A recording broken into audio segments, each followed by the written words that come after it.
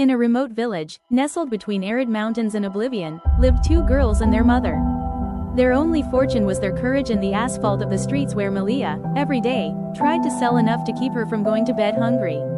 Every day, Annie fought for her daughters to have a better life. The father abandoned them and went to live in another country. At the time Sarah was 5 years old and Adouet was 3. Years passed, Sarah and Adouet have grown up.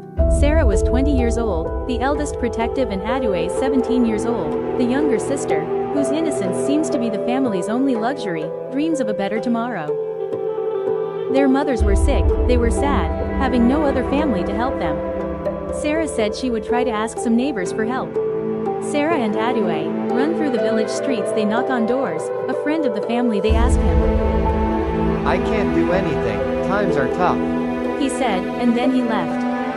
They went up to a lady and said, crying, please, my mom is dying, we need money for the hospital, cries Sarah. And the lady said, sorry, my business is down, there's nothing I can do for you, and left. They knocked on several doors. Everywhere, they were met with refusals or silence. They returned home in despair. Upon arriving, they saw their mothers lying motionless on the floor. This shook them, calling for their mothers, but there was no sign of life. The neighbors came. The neighbors collected money to bury their mothers for them, and the burial took place quickly. They wept with all their hearts, having no one else to help them, no other family to rely on. Days passed and they decided to start a business in order to survive. They walked the streets every day selling their wares, their products balanced on their heads, moving from neighborhood to neighborhood to sell, without worrying about what people thought of them. Sarah and Adouet sold their wares every day in the streets, walking everywhere. Then one day Sarah met an elderly man in his white Mercedes driving by. Sarah ran up to the car and approached the man, showing him her wares and begging him to buy them. The old man fell in love with Sarah. Now he comes every day to see her, and one day he said to Sarah, Tell me your story, how can a beautiful lady, educated young girl seem so miserable? And Sarah told him everything, and he told Sarah he could help them. At first, Sarah didn't want to, but then the man convinced them and they went with him. Their lives began to change. Adouet was at university. Sarah graduated with a degree in business management and got a big business. They were happy, and Anthony, the older man in question, was always there for them. Then one day Anthony invited Sarah to a restaurant and, letting her know his love for him and reassuring her that it was true, Sarah also declared her love. Anthony was happy and told her, Will you marry me, Sarah? But Sarah answered no, telling him that growing up with her mother and their father abandonment, she was afraid of commitment and wanted them to stay as they were. In the end, Anthony accepted her decision. Sarah and Adouet were happy. A beautiful life they had long dreamed of was finally here. Sarah was pregnant, she was expecting a little girl.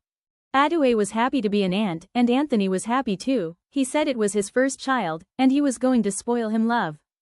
After all these years, Sarah finally brought out her mother photo album, and Anthony was delighted to see what Sarah and Adouet looked like as children. But while flipping through the pages, Anthony noticed a woman said, Who is this woman in this photo for you? Sarah replied, That was my wonderful mother, Annie. His smile vanishing instantly. His eyes widen in the photo, his voice breaks, his finger trembling over the image. Anthony stands up abruptly, clutching his chest. His face turns grayish. Sarah was worried to see Anthony like this.